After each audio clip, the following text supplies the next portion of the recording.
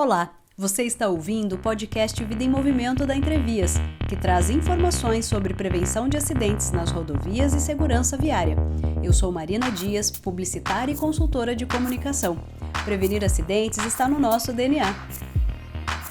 Olá, sejam bem-vindos ao nosso podcast. Hoje a nossa convidada é a psicóloga clínica Valquíria Pazelli, que vai conversar com a gente sobre saúde mental e o quanto cuidar da nossa saúde e da nossa mente impacta no trânsito. Seja bem-vinda, Val, ao nosso podcast. Obrigada, Marina. Muito obrigada. Prazer a todos. Vamos lá. Eu pedir para se apresentar, falar um pouquinho sobre o seu trabalho, né, na área de psicologia clínica, e daqui a pouquinho a gente já começa a fazer as perguntas para você. Tá bom. Bom, sou Valquíria, né? Estou formada em psicologia desde 2008. Me formei na Universidade Paulista, aqui em Ribeirão mesmo. E de lá para cá, né, trabalhei algum tempo, bastante tempo até, em organizações e na área, né, de recrutamento, seleção, treinamento e desenvolvimento pessoal. E por algum tempo, né, assim, eu conciliei com a área clínica e chegou um momento em que eu fiz essa transição, né, para a área clínica. E hoje atuo, né, no consultório, aqui na clínica, o Espaço Psique e Psicologia, e junto com outros profissionais que nós temos aqui também, e venho seguindo, então, a minha área, né, na psicologia analítica, e é isso, estou por aqui. Maravilha, Val. Então já vamos começar aqui fazendo algumas perguntas sobre trânsito e saúde mental, né? Segundo o Portal do Trânsito, a gente tem um perfil de vítimas fatais em acidentes que foi divulgado em 2020, né? Esse estudo diz que 8 em cada 10 pessoas que morreram no trânsito, eles são homens, têm entre 18 e 34 anos. Para você, o jovem, ele se expõe mais a riscos de maneira geral? Sim. Sim, na verdade, assim, se a gente for pensar e voltar um pouquinho no desenvolvimento humano, né, o desenvolvimento até da personalidade, a adolescência, a juventude, ela é caracterizada por essa fase, né, a fase da autoafirmação, é um momento, né, em que, assim, a pessoa, ela fica, de alguma forma, ela fica mais vulnerável, até mais propensa, por exemplo, a correr riscos, né? Sabe aquela fase, né, que todos nós já passamos, né, mas a gente acha que sabe de tudo, a gente, querendo ou não, nós temos uma tendência a evitar e a não querer que as pessoas digam, né, o que a gente vai fazer, o que a gente precisa fazer, até aquela questão de seguir regras, né? Então, é uma fase considerada uma fase muito crítica, né, faz parte do nosso desenvolvimento, do nosso crescimento, mas, né, assim, na psicologia até a gente diz que é uma fase, é uma crise que a gente atravessa, é um rito de passagem, né, de alguma forma, porque nós deixamos de ser criança, né, querendo ou não. Então, a gente tem que sair desse mundo da criança e adentrar no mundo do adulto de uma forma, assim, até, muitas vezes até radical, né? Então, não deixa de ser uma invasão, não deixa de ser uma necessidade e uma cobrança que vem externa da vida, do mundo, da família, e também uma cobrança interna, porque a gente quer crescer, a gente fica louco para fazer 18 anos, né? E, sei lá, tirar carta e poder, seja sair de casa porque eu vou morar fora por conta da faculdade, ter um pouquinho mais de independência. Então, também é esse momento da gente se colocar no mundo, se autoafirmar, dizer, né, e ter esse pensamento de que eu sei o que é o melhor para mim. Depois, à medida que a maturidade vai chegando, a gente entende e percebe que, na verdade, a gente não sabia de nada, mas a gente quer e precisa também, né, pensando no desenvolvimento, a gente precisa dessa fase, né, precisa sentir tudo isso até para que auxilie, para que tudo isso auxilie também no nosso processo de desenvolvimento. Então, é comum, sim, né, infelizmente, por esses dados que você traz, a gente percebeu o quanto que o jovem ele é muito mais imprudente, né? O quanto que o jovem ele se coloca em situações de maiores riscos, né? E aí a gente volta nessa questão. O problema maior da adolescência, da juventude, é essa busca de identidade, essa busca de autoafirmação, se colocar no mundo dessa maneira, né? Então, eu acho que isso com certeza interfere, né? Baseado até nesses dados aí que você está trazendo. Acaba contribuindo para um risco de acidente maior com o público jovem. sem dúvida. Sim, né? E aí, assim, envolve tantas outras coisas, né? O uso de substâncias tóxicas, a própria velocidade, né? A alta velocidade. Então, é aquela coisa assim, olha, e daí que existem regras? Eu vou fazer do meu jeito. Às vezes, a própria falta de experiência, né? Com o veículo, com estradas, né? Local, às vezes, ali que você está dirigindo. Acaba sendo as imprudências, né? Que a gente vê por aí. Também, às vezes, situações ligadas a emoções, né? Às vezes é uma fase que tudo é muito intenso, né? Se eu estou triste, eu estou muito triste, às vezes eu estou muito eufórico, se eu vou beber, eu bebo muito, né? Então, tudo muito intenso, isso também atrapalha, com certeza, né? Interfere aí nesse processo todo. Maravilha, Val. E pensando em alguns tipos de comportamento no trânsito, né? Sempre tem aquele motorista que se preocupa com uma fiscalização, ao invés de ter uma atitude que previne um acidente, né? Então, a pessoa ela se preocupa em verificar se tem um radar na pista para trafegar na velocidade correta. É o caso, de repente, de um jovem, né? Como você falou agora, que quer burlar né, as regras e aí acaba ultrapassando um limite de velocidade sem pensar na consequência disso, né? Ou mesmo algumas pessoas que acabam ingerindo uma bebida alcoólica, sabem que não devem ingerir essa bebida alcoólica por ser uma lei de trânsito e por colocar a vida das pessoas em risco, né? E acabam dirigindo, né? E aí fica sempre essa sensação de que a pessoa precisa ser fiscalizada, né? Ao invés de ter uma atitude preventiva, uma atitude de cuidado em relação ao próximo, né? E a si mesmo também, né? Nesse caso, a gente está falando de comportamento, né? É possível Isso. mudar um comportamento? Como fazer de um comportamento seguro em relação ao trânsito alguma coisa do dia a dia, um hábito, né? Como tornar esse comportamento com foco em segurança viária um hábito, né? Uma atitude do nosso dia a dia. Sim. Toda vez que a gente fala de comportamento, não é algo muito simples, mas sim, claro, é possível mudar comportamento, sim, né? Vamos brincar, né? Assim, poxa, se o psicólogo falar que não dá para mudar comportamento, para tudo, né? Então, sim, com certeza é possível, mas a gente tem que entender o porquê que eu vou mudar um determinado comportamento. É porque é uma lei? É porque alguém está me exigindo isso? É porque o externo disse que é certo ou que é errado, né? Que tem a ver com as regras e tudo mais? Ou é porque eu acredito que isso não está legal, não faz sentido, não está bom, tem a ver com, às vezes, com os meus valores, né?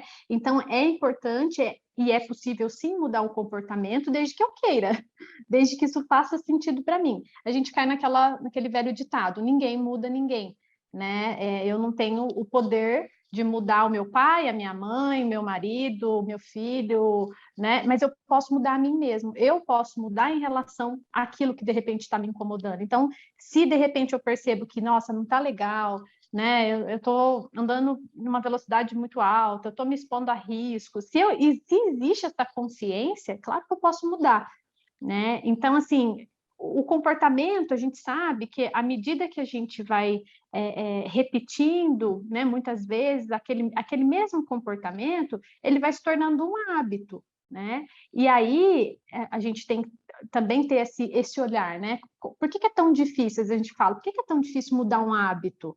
Né? Porque se tornou um hábito, provavelmente porque eu já estou acostumada a fazer aquilo por muito tempo, da mesma forma, né? Então, o hábito, à medida que eu vou repetindo, ele não é tão difícil de se instalar, mas para mudá-lo, para modificá-lo, é bem complicado, né? Eu tenho que ter uma consciência e uma disciplina muito grande, né? E isso eu estou falando para tudo. Desde, eu quero começar a ter uma vida mais saudável, eu quero praticar exercícios físicos, eu quero ter uma alimentação mais saudável, né? Eu quero ter uma consciência melhor a respeito de trânsito, qualquer coisa, né? Eu preciso ter essa consciência e essa disciplina. Então, o que eu vou fazer a respeito? Perfeito. Você sabe que me lembrou muito quando a gente vai tirar carta, né? Então, normalmente a pessoa que não sabe dirigir e aí começa, né? Tem lá os primeiros dias na autoescola, então ela pensa para engatar a primeira, a segunda, o carro fez um barulhinho, poxa, já está na hora de engatar a terceira, aí parou o carro, o veículo, né? Então, eu puxei o freio de mão, não puxei, eu estou com o farol ou com a luz acesa, com a lanterna acesa, não estou.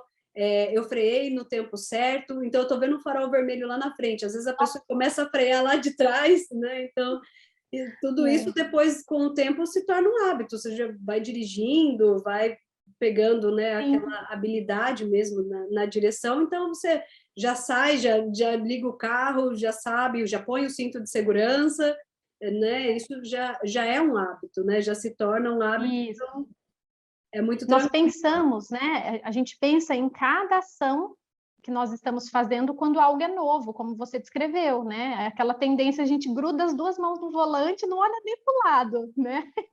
Para olhar a placa do par, você olha rapidinho. Se tiver escrito no chão, melhor ainda, né? A gente não olha porque tem medo, receio de qualquer desvio ali, pode ser muito perigoso. E né? A gente sabe que é. Porém, à medida que a gente vai repetindo isso, né, com a frequência, a gente vai se tornando mais seguro e a gente vai relaxando, né? Tanto é que também existem estudos, né, que comprovam aí que a maioria dos acidentes, muitas vezes a pessoa, aquele é trajeto da pessoa, né, para ir para o trabalho, para voltar, né, seja pista, estrada, né, a pessoa passa por ali, e às vezes o excesso de confiança também é prejudicial, né? Porque você já vai fazendo aquilo ali no automático, a gente não pensa, né? Então, às vezes você fala, nossa, como que eu cheguei em casa? Caramba, eu já cheguei, né? Porque você entra nesse modo automático e aí, assim, ao mesmo tempo que é bom, porque é tudo isso que a gente conversou, né? Eu não preciso ficar pensando e calculando rota e o esforço que eu vou despender, é ruim, né? Porque nos coloca numa situação também de risco. É isso mesmo. Maravilha, Val, obrigada pela explicação. E aqui falando Imagina. sobre estresse, né? O estresse, ele faz com que algumas pessoas se tornem também muito agressivas no trânsito, né? Uma das características, na verdade. E é uma combinação que pode ser fatal. Como você relaciona o estresse com a saúde mental e a melhoria da qualidade de vida das pessoas, né? Já que a gente tem uma sociedade cada vez mais estressada e mais ansiosa também, né? Enfim, uma série de características. Sim.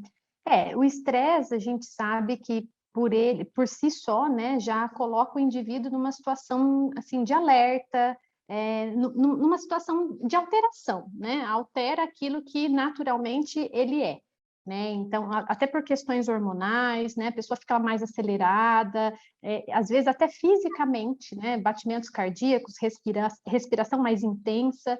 Então, é claro, a gente sabe, né, também que as causas do estresse são inúmeras, né, desde problemas pessoais, questões ligadas à rotina, trabalho. Então, assim, uma vez que eu me percebo, né, nessa situação, eu preciso também ter essa responsabilidade, né, porque a gente sabe o quanto que o estresse traz um prejuízo para a saúde mental, para a saúde física também, e para todos que também estão ao redor, né? Então, por exemplo, se eu vou estressado para o trânsito, se eu estou num dia, né, que, nossa, foi um dia ruim, foi um dia mau, estou muito estressado, eu sei que eu vou ter que ir com essa atenção redobrada, né? Eu vou ter que tomar muito mais cuidado do que, de repente, naturalmente eu costumo tomar, né? Por quê? Porque eu já estou nesse, sabe aquela sensação de gota d'água, né? Qualquer situação vai ser a gotinha d'água que faltava ali para uma possível explosão, para um possível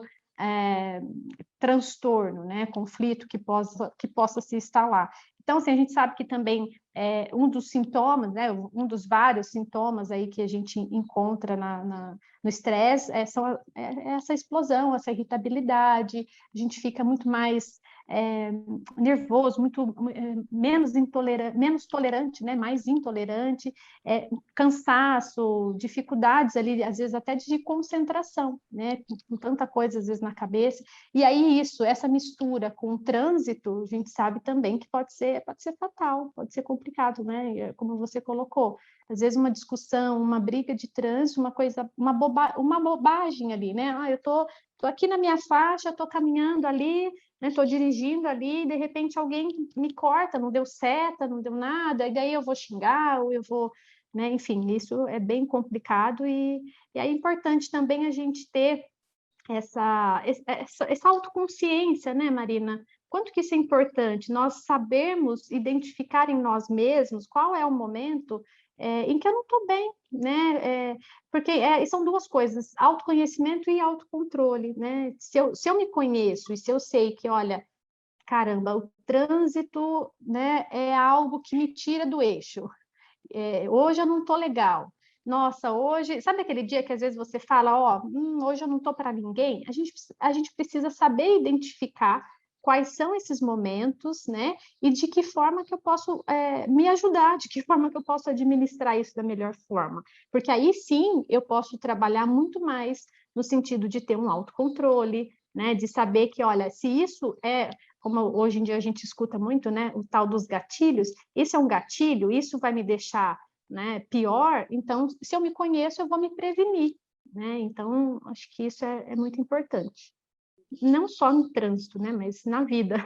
Sem dúvida, né? E aí, quando a gente fala de pessoas estressadas, se tem cada vez mais pessoas estressadas, é muito disso que você comentou, só complementando, né? Então, às vezes, a pessoa deu uma fechada em outra, você buzina, o outro também está estressado, acabou, Sim, né, de vivenciar uma situação de estresse, né? Enfim, e tem isso tudo no trânsito, de fato, é uma combinação muito perigosa, né? Então, muito. é legal a gente falar um pouco sobre isso para que cause uma reflexão, gere uma reflexão, porque às vezes você não imagina, a pessoa muitas vezes dentro de um veículo, ela acredita que ela está completamente protegida, como se tivesse uma carcaça protegendo ela ali de um acidente, de uma situação insegura, e não, né? Às vezes uma situação muito simples acaba virando uma briga, acaba virando né, um acidente. Acidentes podem ser fatais, sejam em cidades ou em rodovias, né? Então, vale essa atenção e esse cuidado, esse autoconhecimento, sem dúvida. Bom, Sim, a sim, gente mesmo porque, perdão, pode falar, mesmo desculpa. porque não somos perfeitos, né? Então nós temos sim, né, nossas vulnerabilidades, nossos pontos fracos, nossos pontos cegos, né? Já que estamos falando de trânsito, é Uhum. importante olhar, né? Qual é o meu, né? O que me tira do eixo e independente, né? Então se eu tenho um compromisso, se eu preciso ir para o trânsito a partir de uma discussão, poxa, discutir com o chefe, discutir em casa, né? Aquele calor da emoção, se acalma, né? Ou então vai de Uber, vai de táxi, né? Vai de carona, evita, porque a gente sabe também o quanto que as emoções ali, né, intensas também altera, né, nossa percepção, nossa atenção, né? A gente fica às vezes ali remoendo, né, a questão, o problema, e aí voltando na nossa discussão anterior, aquele automatismo, né? Ele fica, nossa, aí que eu não penso mesmo. Nossa, eu botei cinto, caramba, nem vi eu colocando cinto de segurança, né? Nossa, como é que eu cheguei aqui? Tô tão nervoso, né? Então, isso é muito importante. Val, e aí quando a gente fala também em foco e atenção no trânsito, desculpa, né? Como funciona o nosso cérebro? Eu vou trazer alguns dados aqui, né? Então, em relação ao uso do celular, que hoje é a terceira maior causa de acidentes de trânsito, né? Então, a gente tem o excesso de velocidade como primeira maior causa de acidentes, o uso de bebida alcoólica como segunda maior causa de acidentes, né? Isso baseado em estudos, né, em pesquisas. E o uso do celular hoje ele está em terceiro lugar, né, como causas de acidentes, inclusive fatais, né? É um comportamento que tem mudado e as pessoas têm usado cada vez mais o celular, né, se conectado o tempo todo, e esse comportamento ele influencia demais no trânsito, né? Então, só alguns dados do que a gente trouxe aqui, né, por meio de pesquisas. Uma pessoa ela leva, em média, entre 8 a 9 segundos para atender uma chamada quando está no volante, né? Algo que, inclusive, é ilegal, né? Pelo Código Brasileiro de Trânsito, isso não deve acontecer. Para responder uma mensagem curta de texto, uma pessoa ela leva de 20 a 30 segundos. Afinal de contas, né, nosso cérebro ele tem dificuldade de focar e dar atenção a várias atividades ao mesmo tempo, ou as pessoas conseguem focar e dar atenção em muitas atividades ao mesmo tempo? Então, Marina, as duas coisas são verdades, né? Porque assim, nós temos sim a capacidade de focar nossa atenção em diversos estímulos ao mesmo tempo. o ato de dirigir nos requer essa habilidade, né? Então, ao mesmo tempo que eu estou ali no volante, que eu tenho que mudar a marcha, que eu tenho que dar seta, né? Se está chovendo, eu tenho que ligar ali, né, o para-brisa, eu tenho que verificar se tem alguém atravessando o semáforo. Então, assim, são vários estímulos ao mesmo tempo e que eu, né, tenho condições de captar tudo isso ao mesmo tempo. A gente chama lá da atenção seletiva, né? Mas cientificamente aí provado, né, que o uso de celular, né, assim, qualquer distração, na verdade não é só celular, né, um cigarro para quem fuma, eu vou acender um cigarro, eu levo ali 2, 3 segundos para acender o cigarro, 2, 3 segundos é o suficiente, né, para causar um acidente, né, ou para eu deixar de ver alguma situação importante, né, então, assim, essa questão de atenção em vários estímulos, nós temos essa capacidade, e eu acho que até por isso que a gente se arrisca, porque a gente sabe que a gente consegue, né? Até por isso que a gente... mas é rapidinho, deixa eu só ver aqui que apitou, porque eu estou esperando uma mensagem, estou esperando uma resposta, ou, nossa, estou esperando uma ligação. Encosta, né?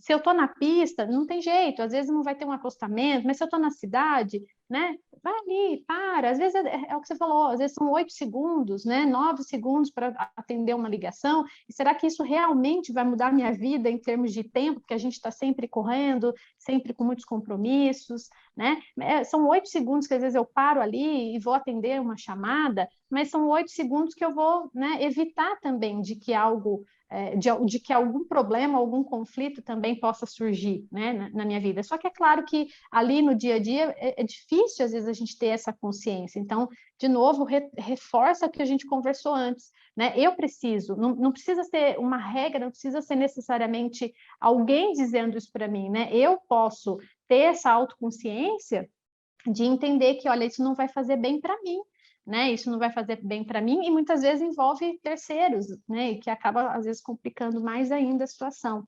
Então é direção defensiva, é segurança, é autocuidado, né? É amor próprio. Então a gente pode pensar numa série de coisas a partir disso.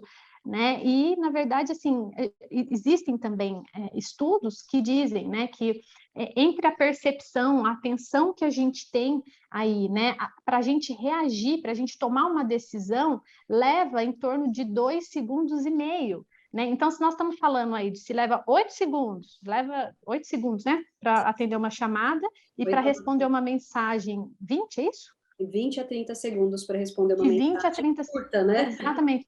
Olha, exatamente, né? Tipo, alguma coisa rápida ali. Então, você vê o quanto que isso multiplica, né? Se eu estou ali respondendo uma mensagem, ou seja, eu estou 20 segundos, né, desatento, se eu teria que ter uma resposta frente a uma situação de risco, né, já me ocupou todo o tempo, né? Se eu levo esse tempo de 2,5 segundos para ter uma resposta, para tomar uma decisão, nossa, tem um buraco, nossa, tem um bichinho na pista, nossa, Jesus, apareceu uma criança na minha frente, né? Em 20 segundos eu não vi, com certeza já aconteceu.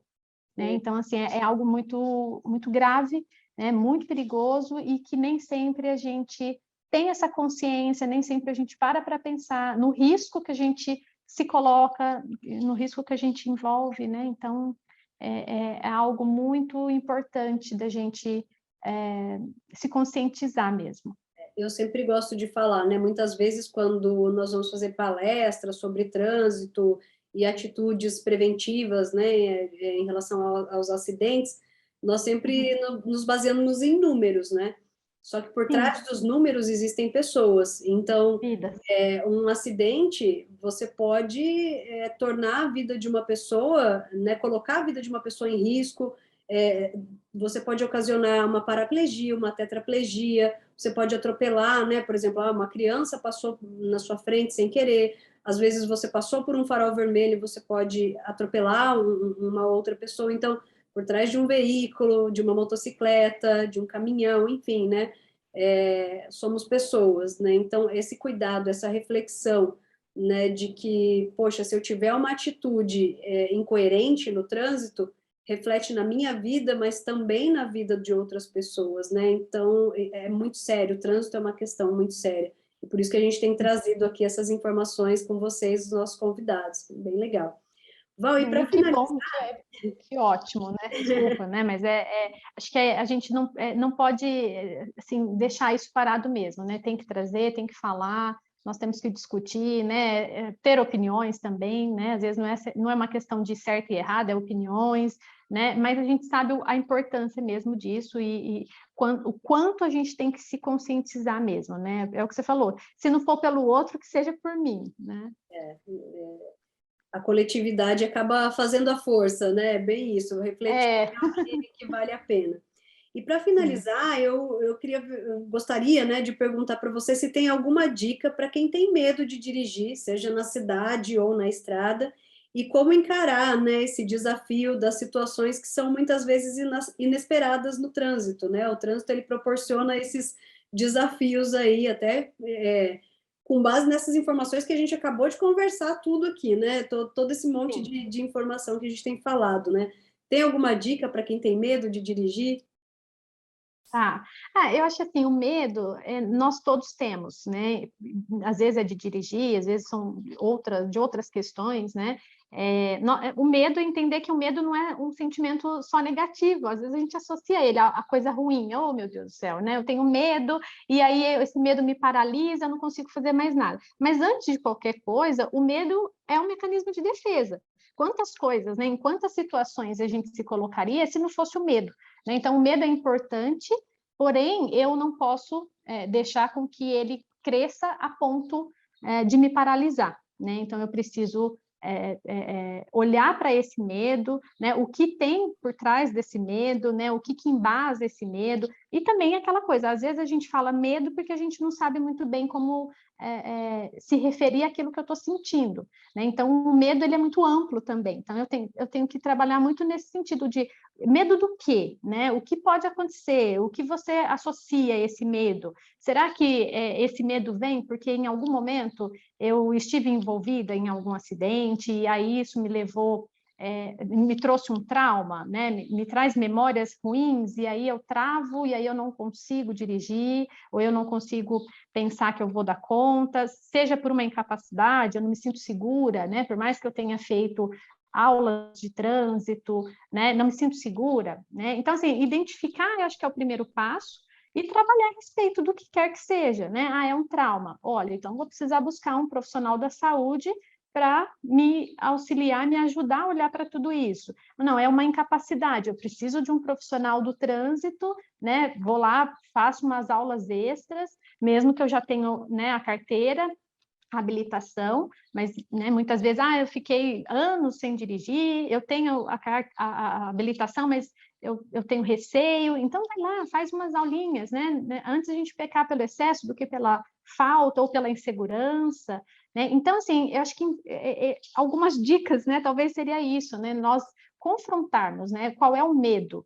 Porque se a gente vai deixando ele no quartinho dos fundos ou debaixo do tapete, a tendência dele é se fortalecer, a tendência dele é crescer cada vez mais. Né? E aí, quanto mais medo eu tenho, quanto mais fortalecido está esse medo, maior vai ser esse monstro para mim, mais difícil, né, mais receosa eu vou ficar de confrontar, mas não tem outra forma, né? É a gente encarar mesmo, entender o que acontece, entender o que está por trás e seguir a vida, né? Todos nós temos aí, né, as nossas condições e as nossas capacidades de fazer os enfrentamentos necessários. Tá ótimo, Val. Muito obrigada pela sua participação no nosso podcast Entrevias Vida em Movimento. Espero que o pessoal tenha gostado também e aproveitem para ouvirem os nossos demais convidados também, já que nós temos um mês especial em relação ao trânsito e também em comemoração à Semana Nacional do Trânsito aí de 2021, Entrevias Vida em Movimento. Obrigada, Val. Muito obrigada a você, Marina, parabéns aí, Entrevias, a você, né, também por toda essa iniciativa, e muito obrigada pelo convite, viu? Estou à disposição. Grande abraço.